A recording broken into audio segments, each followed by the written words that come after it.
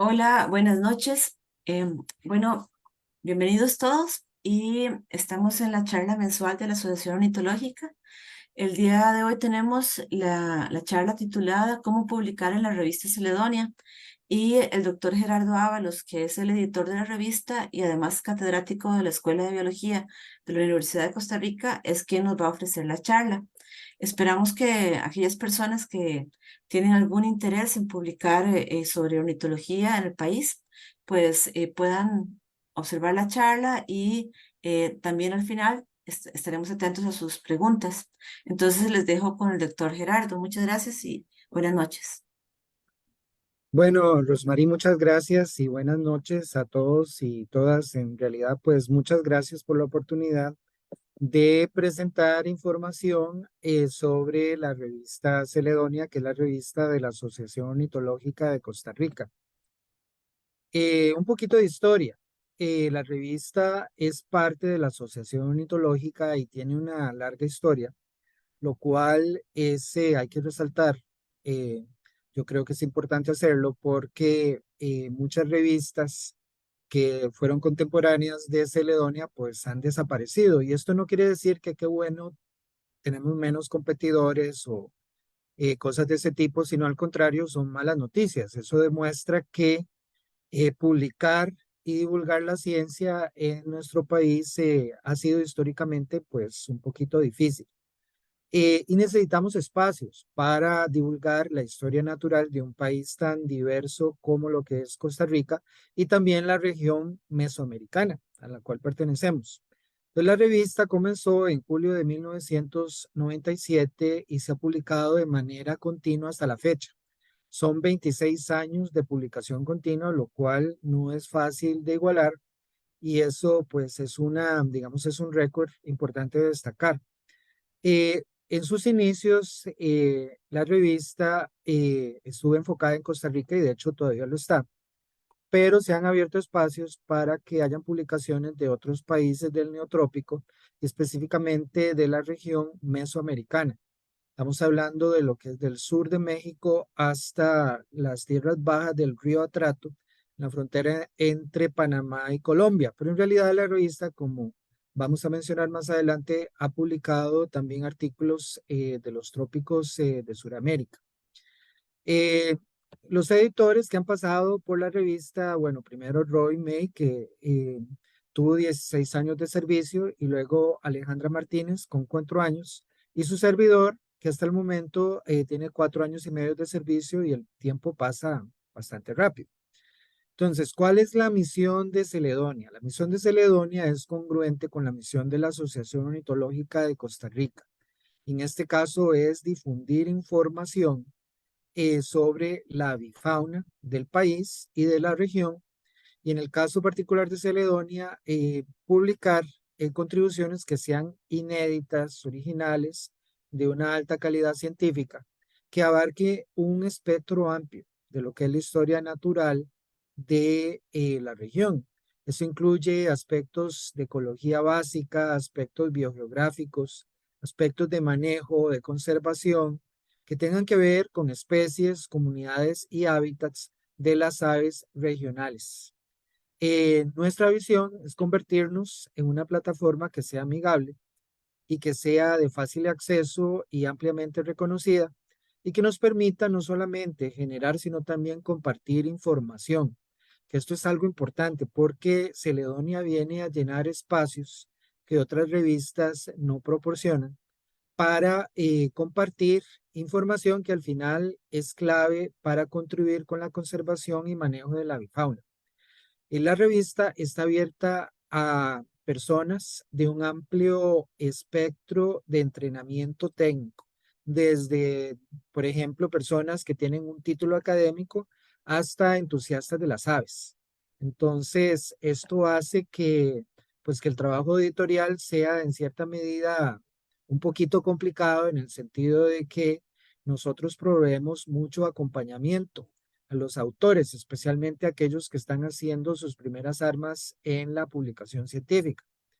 Eh, la revista no tiene costo para publicar y no tiene costo para accesar los artículos, la información, y hasta el momento hemos publicado exclusivamente en español, aunque hay una excepción de un autor que también nos pidió sacar su artículo en una versión en inglés, pero esto no es lo más conveniente. Actualmente estamos discutiendo si abrimos o no la posibilidad de que los autores cuya lengua no es nativa, no es el español, y que sea el inglés en este caso, también puedan publicar en inglés. La revista publica 2 números anuales. El primero se publica en junio, el último más o menos por ahí de estas fechas, a finales de diciembre. Y está indexada en EBSCO y Google Académico.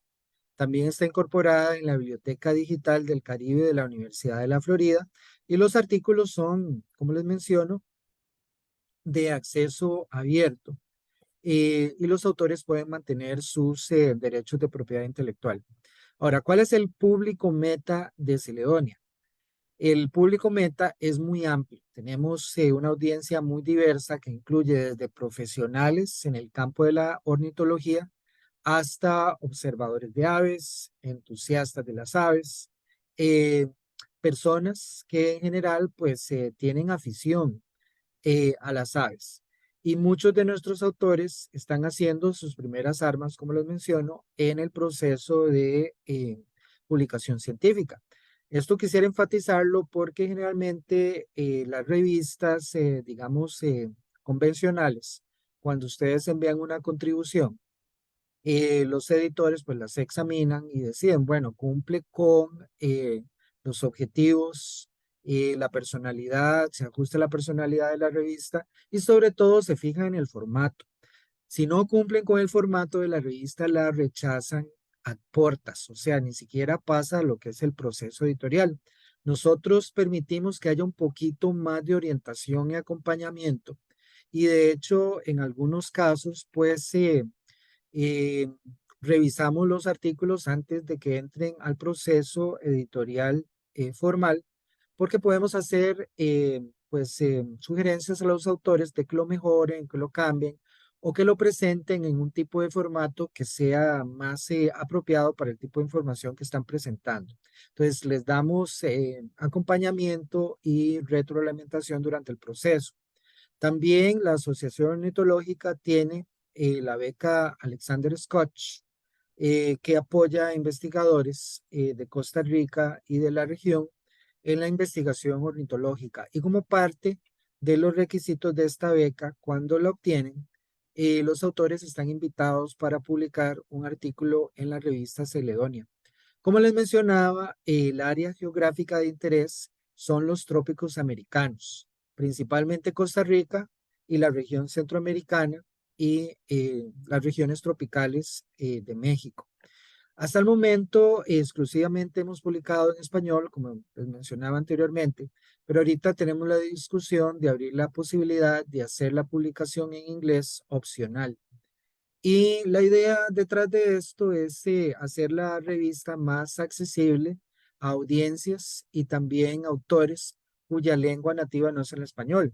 Tanto de un lado como en otro, actualmente existen muchas herramientas tecnológicas que permiten traducir artículos. Entonces, no es como en el pasado, ¿verdad? Cuando las revistas se producían en papel, Celedonia es totalmente digital y pues por un lado era muy difícil traducir los artículos o entenderlos en un idioma que no fuera el español. Actualmente podemos a través de esas herramientas hacer traducción muy rápida y de una buena calidad del español al inglés y viceversa. Entonces, tenemos, como les mencionamos, actualmente la discusión de si abrimos la posibilidad de que también se puedan publicar artículos en inglés. Bueno, esta es la página web de Celedonia, www.celedonia.org. La página fue remozada hace un par de años y tiene todas las herramientas para que los autores hagan sus contribuciones. Están las instrucciones para los autores en las normas editoriales y también tiene una hemeroteca que incluye todos los números de Celedonia desde el 97 hasta la fecha que se pueden accesar en menos de 2 clics. Entonces, la hemeroteca es, digamos, uno de los pañitos de dominguear del sitio web de la revista Celedonia porque el acceso es rápido y además tenemos una herramienta de búsqueda. Actualmente tenemos 7 diferentes tipos de publicaciones, desde los artículos de fondo, las comunicaciones, las notas, el foro, artículos in memoriam, la biografía y la reseña de libros. Los artículos de fondo eh, representan contribuciones de un nivel de complejidad eh, intermedio o alto, en el sentido de que corresponden a contribuciones que pueden incluir hasta 20 páginas a espacio sencillo, y esto que no incluya, por ejemplo, los cuadros, las figuras y las referencias. Y los artículos pueden tener, los artículos de fondo pueden tener eh, un tópico que sea descriptivo o bien de prueba de hipótesis. Y tienen las secciones estándar de un artículo científico, el título, el resumen. También se da, tenemos un abstract en inglés, y si los autores tienen problemas para presentar el abstract en inglés, el equipo editorial se encarga de proveer la traducción una vez que el artículo es aceptado. La introducción, los métodos, los resultados, la discusión, agradecimientos, referencias, cuadros y figuras. Entonces, tienen todas las partes, digamos, estándar de un artículo científico. Ahora, en cierta medida hay un poco de confusión, al menos con los autores que no están familiarizados con la revista Celedonio, en lo que es la diferencia entre notas y comunicaciones. Las notas corresponden a nuevos registros de distribución, cambios de ámbito geográfico, extensiones. Entonces tienen este tópico, ¿verdad? Básicamente la distribución de especies, y tenemos nuevos registros, nuevos records, y tienen las siguientes secciones: título, resumen o también abstract, palabras clave, introducción, métodos, resultados y discusión, agradecimientos, referencias, cuadros y figuras. Es un artículo muy corto, es una contribución corta que tiene toda la, digamos, el orden lógico, la secuencia lógica de un artículo científico. Ahora, las comunicaciones son un poquito más amplias en términos de la temática en comparación con las notas. Las comunicaciones corresponden a observaciones relevantes, nuevas, que pueden incluir, por ejemplo, observaciones de historia natural, de comportamiento, interacciones entre especies, por ejemplo, eventos de depredación, listas de especies anotadas. Esto quiere decir listas que vienen comentadas, que vienen interpretadas para sitios en donde no existían listas, o bien si existían, pues se hace una actualización. Y nuevamente aquí Celedonia provee un espacio para tópicos que otras revistas simplemente no consideran. Y este tema de las listas de especies, yo lo veo también en otros grupos, como por ejemplo en plantas, donde se hace un inventario forestal y luego ese inventario no se publica y queda, digamos, guardado en alguna oficina o en una computadora y nunca llega a ver la luz del día. Entonces, cuando queremos comparar, por ejemplo, o hacer un estudio de impacto ambiental, queremos ver lo que sucede en la actualidad, no tenemos registros del pasado reciente. Entonces, las listas, los inventarios de especies nos ayudan para entender, por ejemplo, impactos ambientales, para entender también el efecto del cambio climático en los ecosistemas tropicales, y son, por esta razón, sumamente importantes. Vean que las listas no necesitan tener una hipótesis, a veces simplemente es un estudio de tipo descriptivo, a veces vienen con su hipótesis asociada, pero nuevamente son temas que son difíciles de publicar en otras plataformas. Las comunicaciones son contribuciones cortas, tienen la misma secuencia lógica que un artículo científico. O sea, tenemos el título, el cuerpo del manuscrito, donde viene la introducción, los objetivos, los métodos, los resultados y la discusión, pero no tienen esos títulos. Hay que seguir, digamos, la misma secuencia, y también son contribuciones muy concisas. Entonces, si vamos a describir, por ejemplo, un evento de depredación, vamos específicamente al el tema y a los detalles de ese evento de depredación sin distraerse en otros aspectos marginales, como por ejemplo, si el hábitat donde sucedió era un hábitat, digamos, que era parte de una reserva más extensa, que tiene poblaciones indígenas y que tiene problemas como deforestación, etcétera, etcétera. No hay que distraerse, sino que ir al punto, ¿verdad? Los detalles que sean relevantes para interpretar lo que fue, interpretar y describir el evento de depredación, en ese caso particular. Recientemente hemos incorporado otros formatos de contribuciones, entre ellas el foro. El foro representa una contribución tipo ensayo que puede analizar, por ejemplo, una temática específica. Puede ser, por ejemplo, el estado del conocimiento en la dispersión de semillas por parte de aves, o el estado del conocimiento en términos de la respuesta de las aves a una eh, factor de impacto humano específico, como puede ser el ruido, como puede ser la luz artificial, eh, o bien la presencia de fuentes de alimentación que, bueno, de un origen antropogénico. Un ejemplo. Entonces se puede hacer una investigación bibliográfica al respecto, pero la idea aquí no es solamente hacer la investigación bibliográfica, sino identificar temas futuros de investigación o dar una opinión que vaya a dirigir la investigación en una dirección particular. Entonces los foros usualmente el editor invita a la persona para que lo escriba, pero también se aceptan contribuciones. In memoriam es una contribución que se hace cuando alguna persona que ha tenido un efecto relevante en la ornitología, pues fallece. Entonces en in memoriam se revisan las contribuciones que hace esa persona que ha hecho y pues para reconocer pues el aporte. También tenemos un artículo especial de biografía que tiene digamos, una personalidad semejante, pero en este caso las contribuciones se hacen para personas que han tenido un rol relevante en la ornitología local, regional y que todavía se encuentran vivas, obviamente.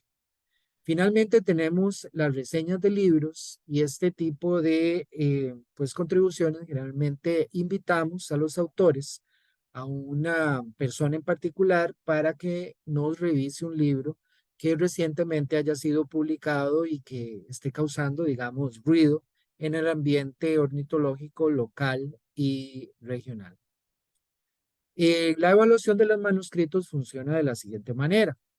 Eh, los autores van a la página web de Celedonia, donde está toda la información, leen las instrucciones para los autores y también envían su contribución una vez que han ajustado su contribución a un formato o modalidad de artículo en particular, lo envían al editor.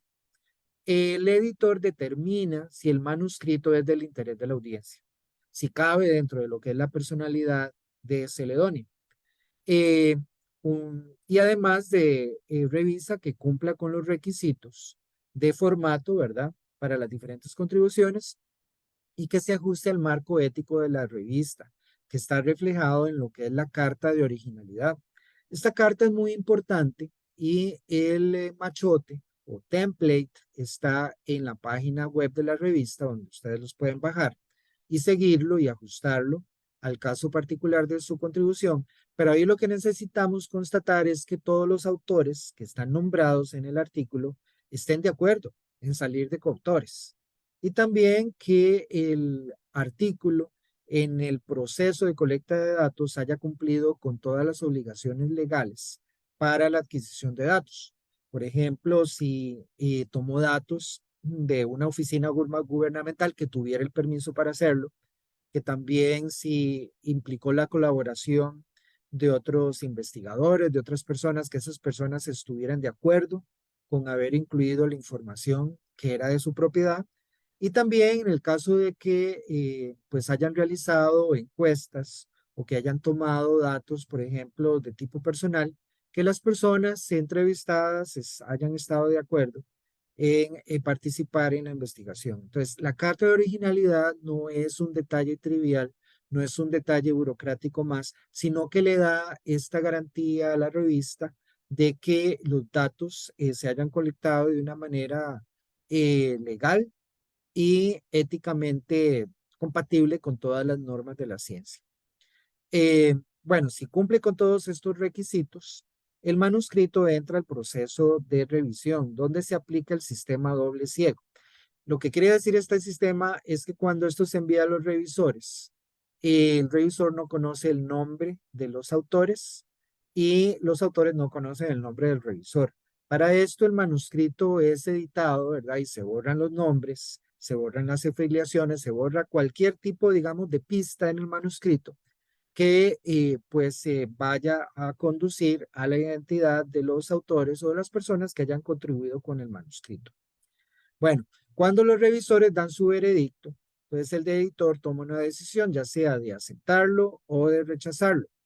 En este caso, muchos manuscritos se aceptan con correcciones. En las revistas, digamos, tradicionales, convencionales, simplemente hay un ciclo de correcciones, máximo dos. Si los autores no logran, pues, hacer las correcciones debidas, pues la contribución se rechaza. Como les menciono, en algunos casos nosotros damos un poquito más de guía y ayudamos a los autores a pasar ese filtro, ¿verdad? En este sentido, creo que vamos un poquito más allá de la obligación tradicional de los editores, ¿verdad? De, pues, dar dos ciclos de correcciones. A veces damos tres o hasta cuatro, pero esos son ya casos excepcionales. La idea, y aquí implica, digamos, es parte de la naturaleza del trabajo editorial. El editor funciona como un docente, un facilitador, cuya función es guiar a los autores al proceso de escritura científica para que la información sea transmitida de una manera clara y concisa. Y eso lleva pues cierto proceso, ¿verdad? Porque escribir de una manera clara en ciencia es un arte y como todo arte requiere práctica. Y bueno, para llegar a ese proceso es necesario prueba y error. Entonces, nuestro deber como editores es enseñar y guiar a los autores para que saquen un manuscrito del cual no solamente se sientan orgullosos, sino también que contribuya a hacer progresar el campo. Eh, una vez que el manuscrito es aceptado, pues esperamos que los autores nos ayuden haciendo las correcciones de manera rápida, usualmente en un término de 2 semanas, porque la labor de los editores de Celedonia es una labor de amor, en este sentido porque es totalmente voluntario, es ad honorem y también dependiente de nuestro tiempo. Entonces, si hacemos pues un llamado a las personas autores de que nos ayuden, ¿verdad? Haciendo las correcciones pues a conciencia y pues tomándose un máximo de 2 semanas para presentar las correcciones. Con este sentido, sí es importante recordar que nosotros les solicitamos a los autores que sigan el formato de la revista. Y por ahí dicen que la belleza está en los detalles. Detalles como el formato de las referencias, por ejemplo, que nosotros seguimos el formato APA y con algunas variaciones mínimas. Es necesario, por tanto, ver un número reciente de Celedonia para que los autores pues sigan el formato para las referencias, porque sí hemos notado que ya cuando el artículo está aceptado, pues detalles como estos, como el formato de las referencias, a veces casi que hay que obligar a los autores a que lo hagan, ¿verdad? Yo sé que a veces puede ser muy tedioso, pero eso es importante porque las referencias pues dan garantía de que la información se validó, se comparó con la literatura y es necesario tener un formato que permita localizar la referencia. Eh, en este punto también es importante destacar que la revista enfatiza el uso de referencias de la literatura primaria. ¿A qué me refiero con esto de la literatura primaria? Son artículos científicos que se han publicado en revistas con comité editorial o bien información que se toma de libros especializados.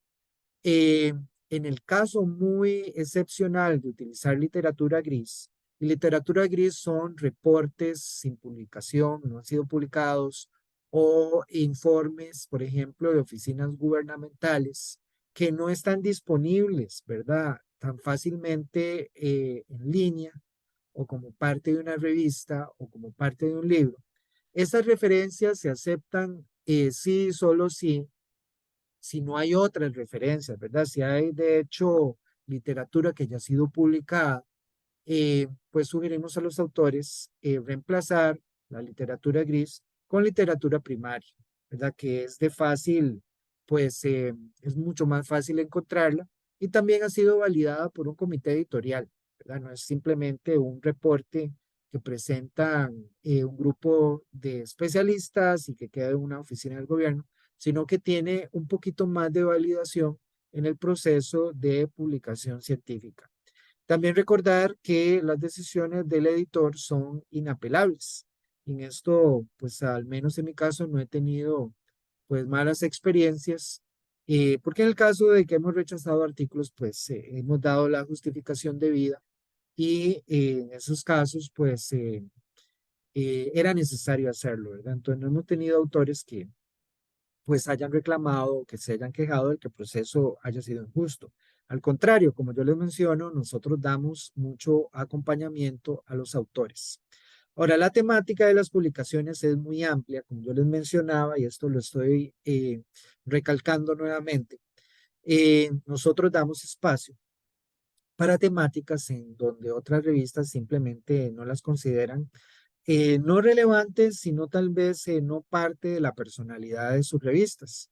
Aquí nosotros damos importancia a lo que es la historia natural, mucho de lo que es el inicio de la investigación científica se da en lo que es una observación, ¿verdad? El proceso de investigación científica no es como usualmente podemos creer que es un proceso lineal que se da con una observación, luego una pregunta o hipótesis y luego hacemos un experimento.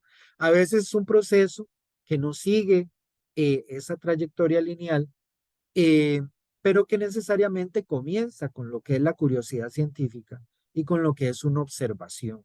Entonces nosotros damos espacio también para publicaciones que tengan que ver con historia natural, así como listas de especies. También hemos difundido el conocimiento popular de las aves, por ejemplo, listas que incluyen nombres comunes que son analizados desde un punto de vista, antropológico, así como creencias relacionadas con las aves, uso de las aves, por ejemplo, como modelos para generar eh, actividades económicas, entre otras, así como pues incluir también lo que es la ciencia ciudadana en el proceso de publicación. Y por nuestras páginas han pasado ornitólogos y científicos de muy alto calado, así como entusiastas de las aves. Los autores tienen total propiedad intelectual de sus artículos. Celedonia se adhiere al sistema de propiedad intelectual Commons, lo que permite la reproducción sin fines de lucro de artículos, notas e información en general, siempre y cuando se cite la fuente original y los autores son los dueños de la propiedad intelectual de sus artículos. Ahora, desde el 2019, cuando entré como editor hasta la fecha, hemos implementado algunas mejoras a la revista, como por ejemplo actualizar frecuentemente las instrucciones para autores. Tenemos un Facebook, eso nos permite interactuar directamente con la audiencia en tiempo real. Tenemos la página web que se remozó y se incluyó el aspecto de la carta de originalidad. Como les menciono, eso es un aspecto pues fundamental para asegurar y validar eh, la legalidad del uso de los datos.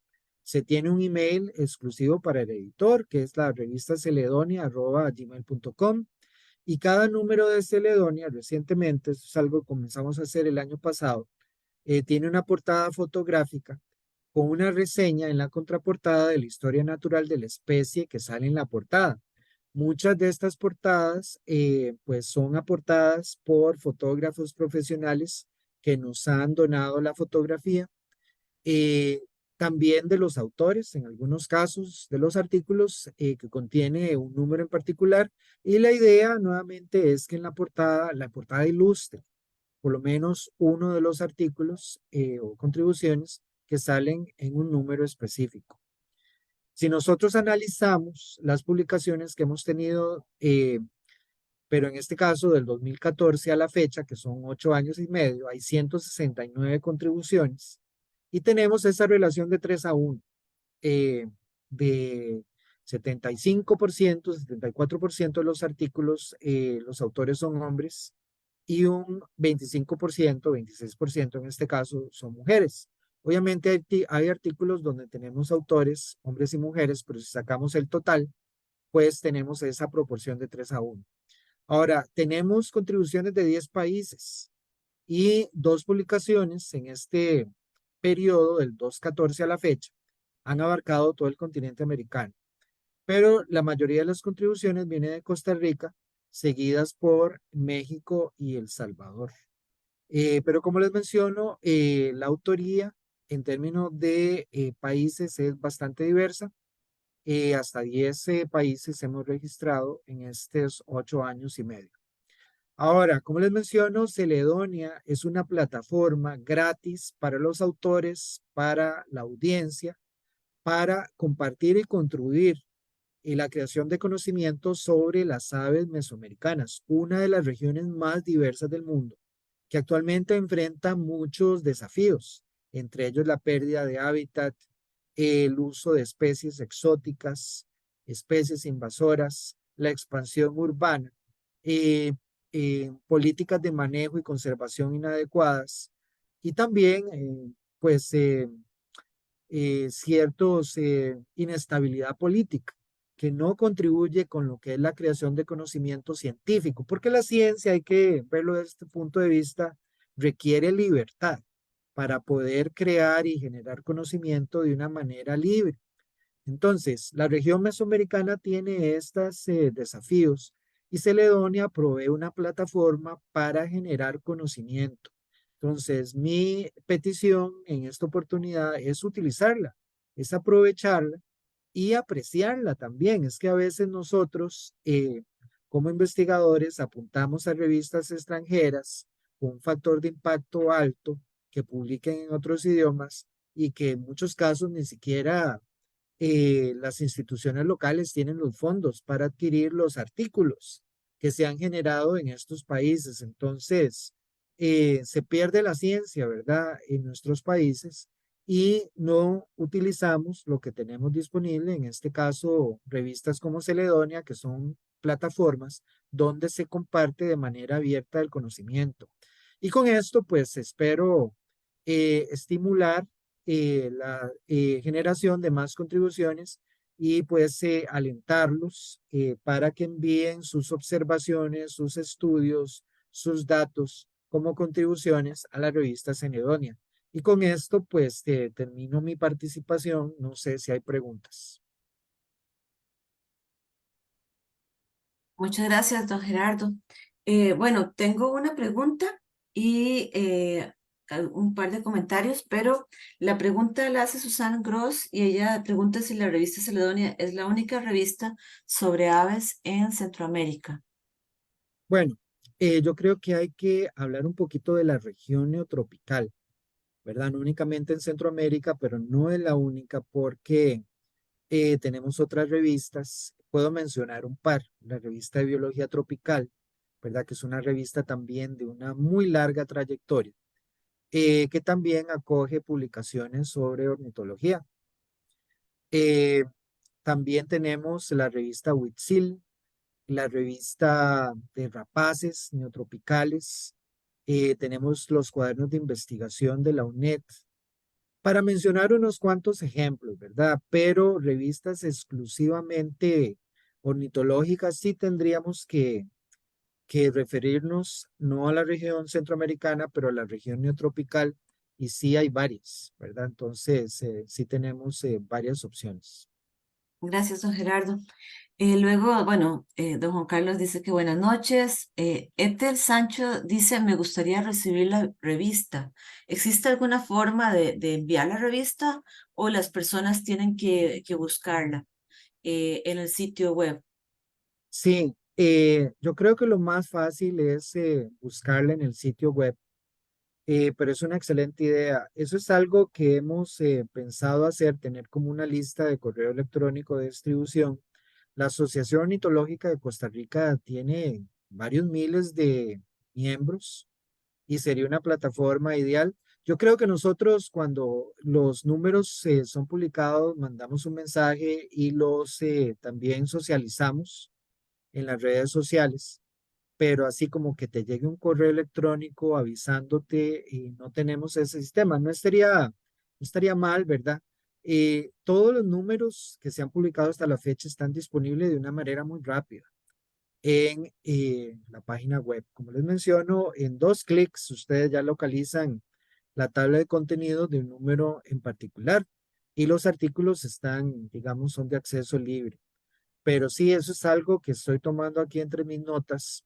Sí quisiera tal vez que esas listas de correo electrónico no sean como las invitaciones de tarjetas de crédito y esos correo basura que nos llegan, sino que sean un poquito más, digamos, más deseadas en el sentido de que las personas pueden incluso suscribirse a las listas de correo electrónico y que no les lleguen, digamos, de manera molesta, que no sea una molesta, ¿verdad? Un correo de esos que vienen a llenar la caja de correo, el cual no estamos interesados, pero que la persona pues reciba de vez en cuando algunas actualizaciones. Es una excelente idea.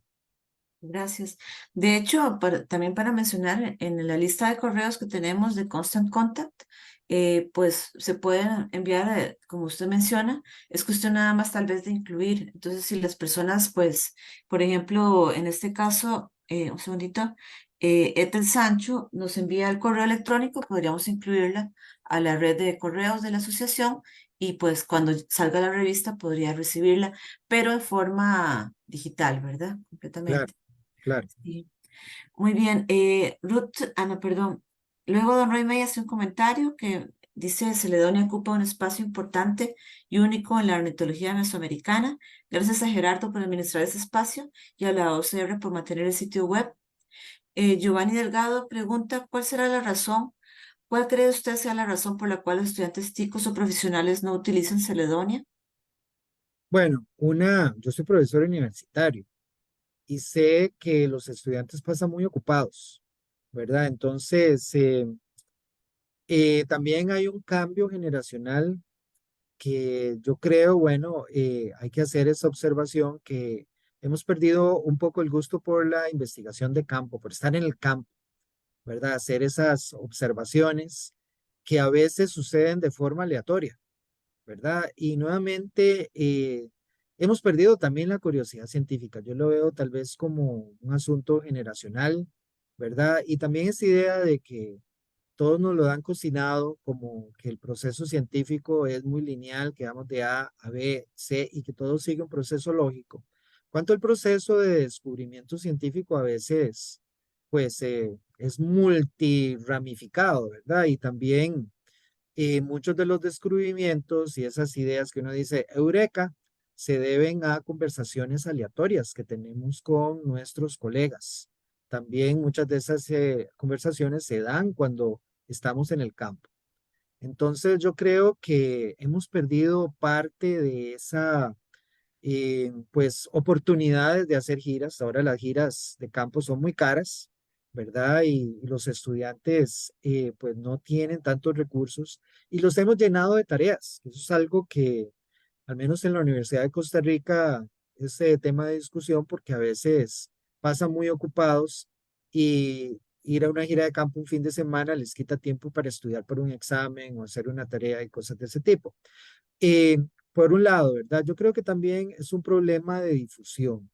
Eso es algo que nosotros como Asociación Ornitológica y como Revista Celedonia tenemos que hacer ese esfuerzo de pedir ayuda a colegas que anuncien la revista, ¿verdad? En las diferentes universidades. Porque incluso la beca Scotch La beca Scotch, si no me equivoco, y me corrige Rosmarie, anda por ahí como $1,000 y resto, ¿verdad? $1,000.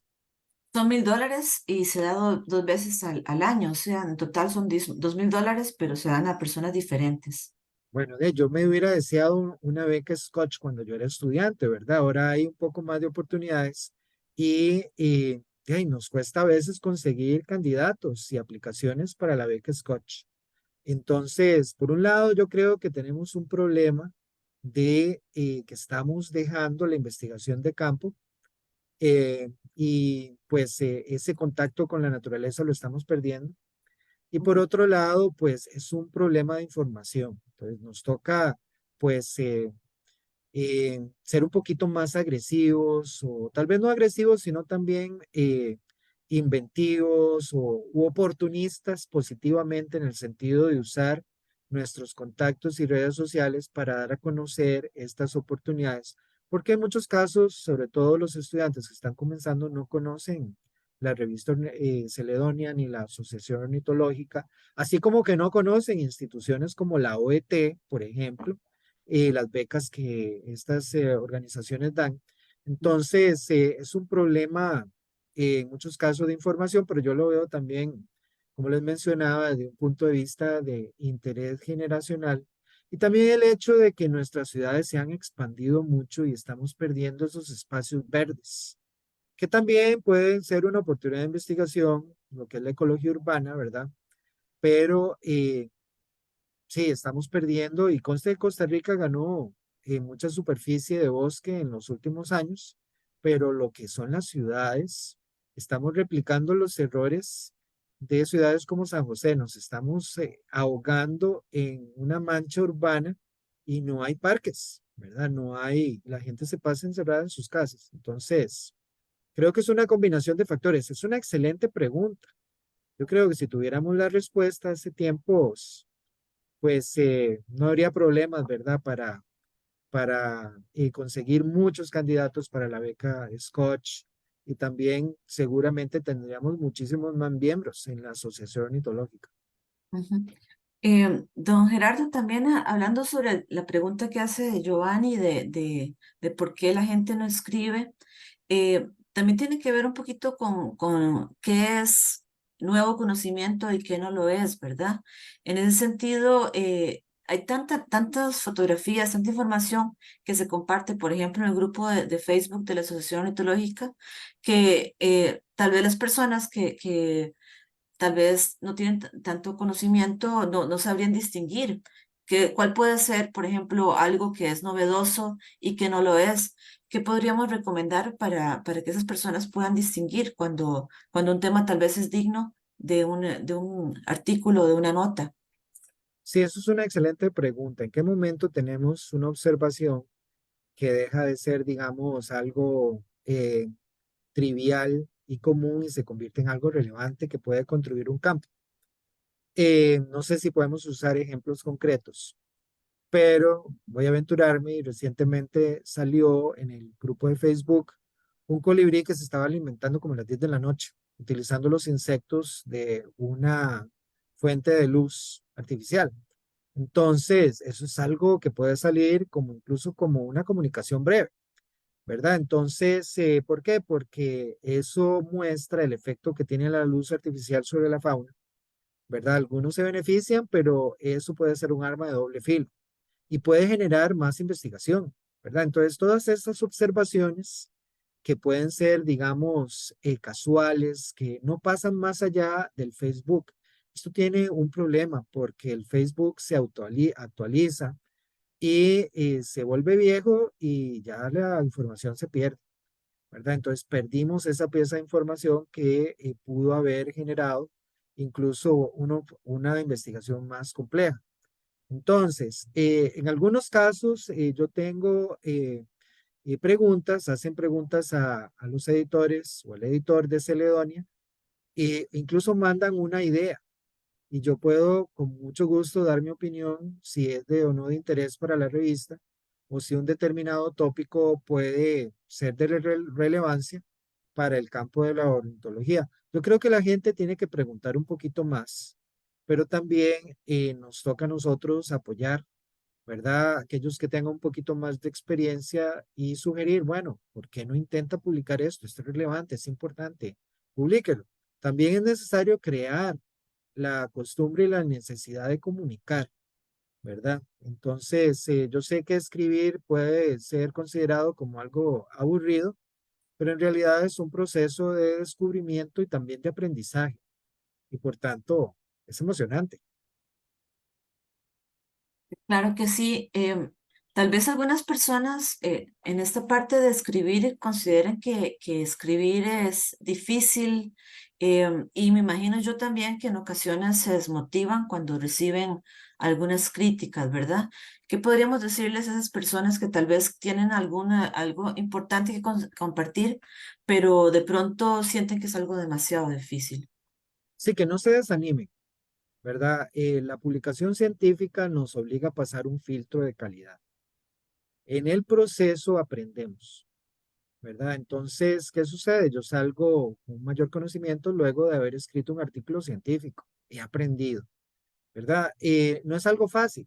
No vamos a engañar a la audiencia y decir, ah, publicar es muy fácil. No, porque requiere un esfuerzo, requiere una cierta revisión de literatura.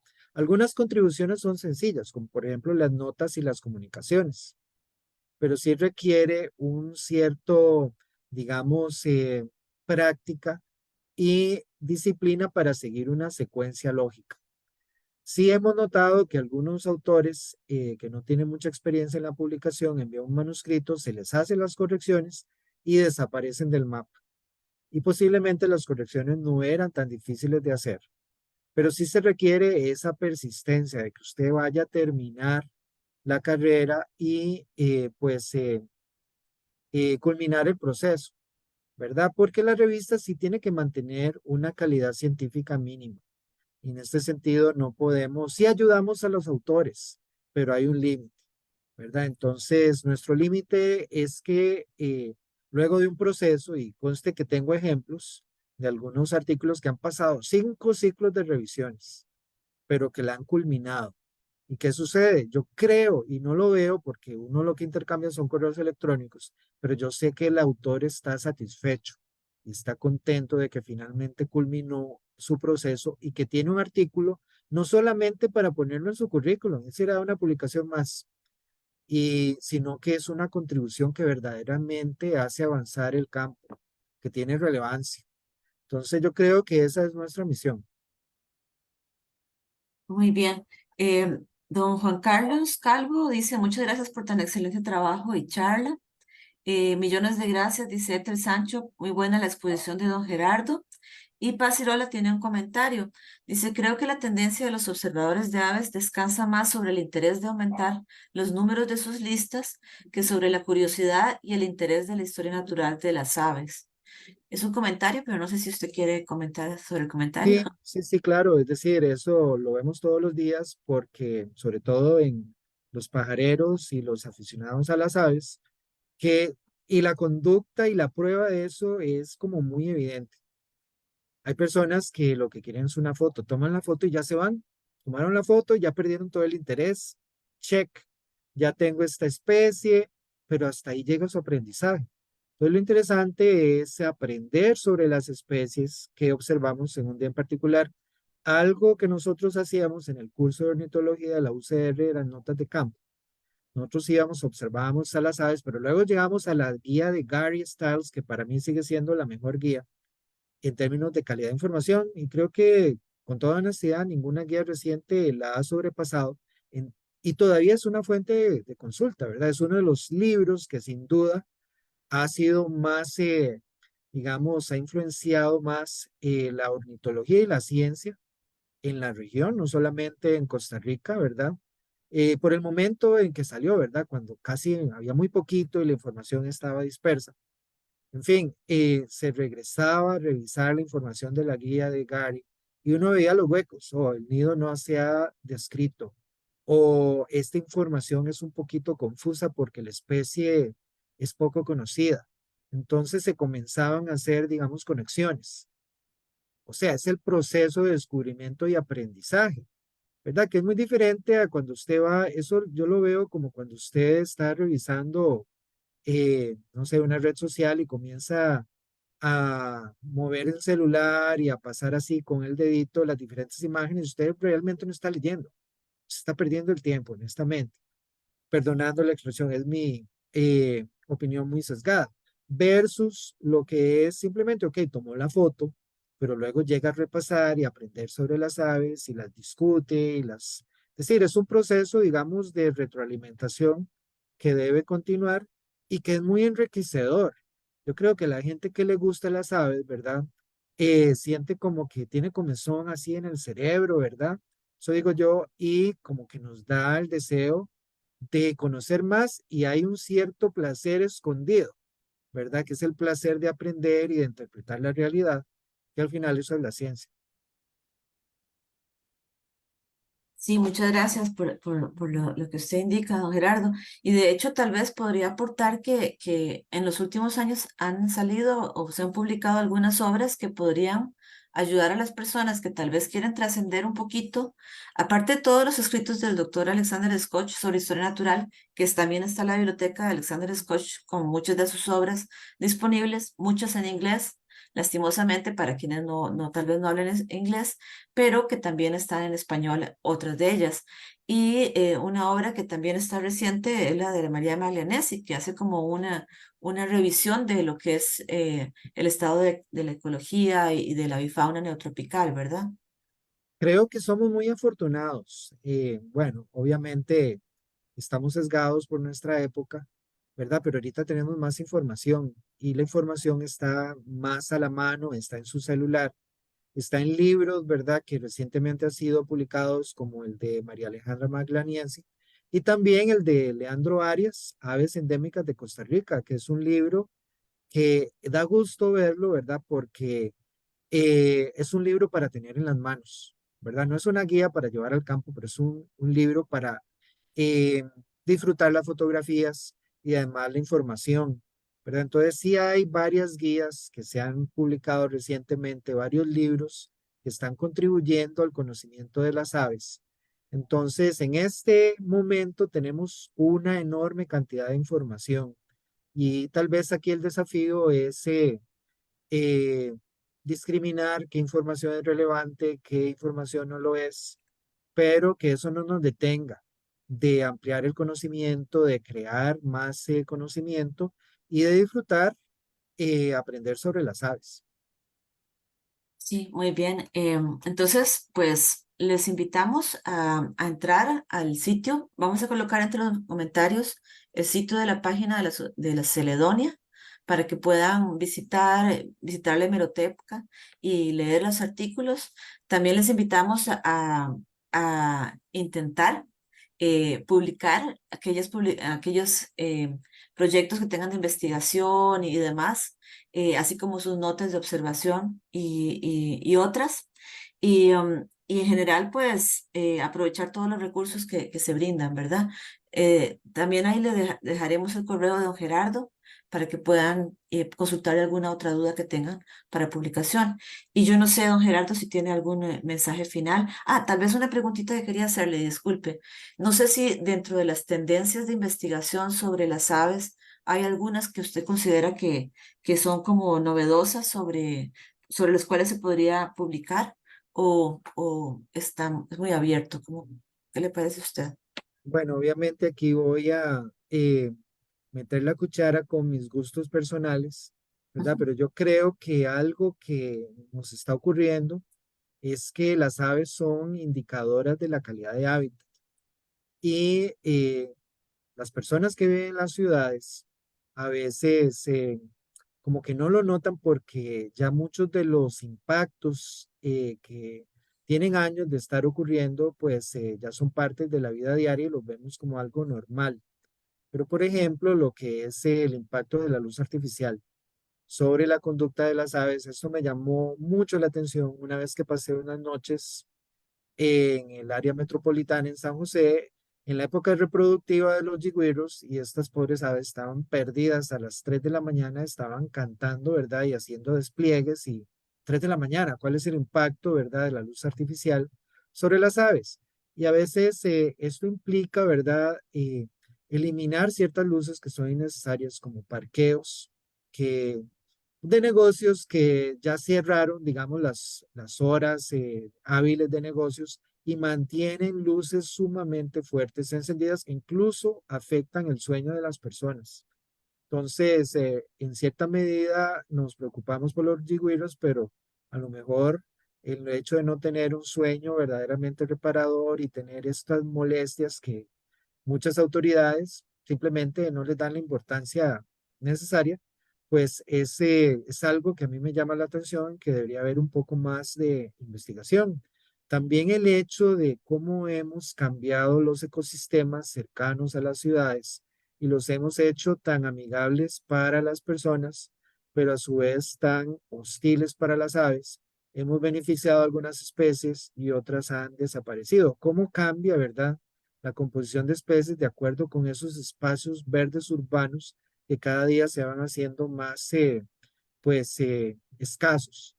Y luego lo que sucede, ¿verdad? A nivel, por ejemplo, del bosque, ¿verdad? Porque estamos también afectando lo que es los patrones migratorios, con las fluctuaciones climáticas cada vez más erráticas.